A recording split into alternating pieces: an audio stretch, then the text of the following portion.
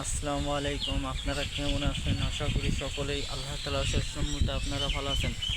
প্রিয় ভাই বন্ধুরা, আপনারা স্ক্রিনের মধ্যে এই যে কাঁঠাল দেখতে পাচ্ছেন। কাঁঠাল আমাদের কিন্তু জাতীয় ফল।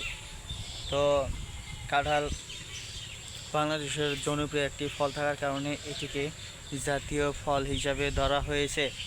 তো প্রিয় বন্ধুরা, আপনাদের মাঝে আজকে আলোচনা করব এই জাতীয় ফল কাঁঠাল আপনারা কেন সেবন করবেন, কেন নিয়মিত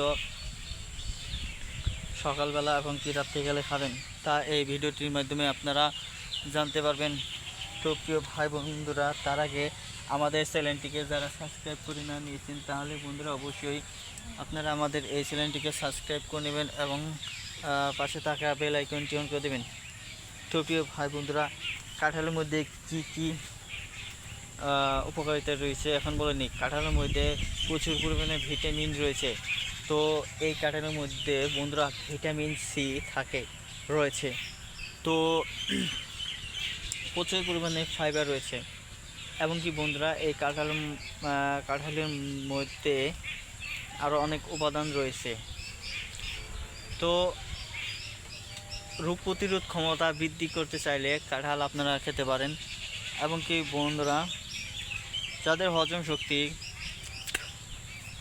নেই, তারা হজম শক্তি বৃদ্ধি করার জন্য তারা কাঁঠাল খেতে পারেন নিয়মিত।